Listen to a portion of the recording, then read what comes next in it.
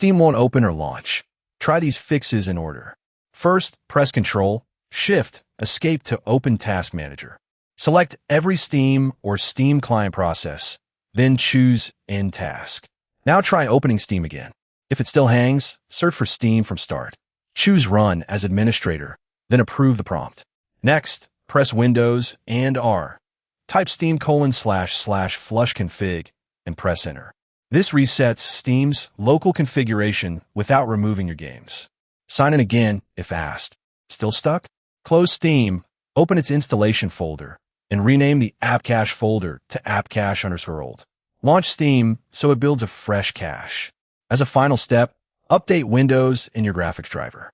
If you reinstall Steam, keep the Steam apps folder so you don't download every game again. Restart the computer, then test Steam. Save this guide for the next time it refuses to launch.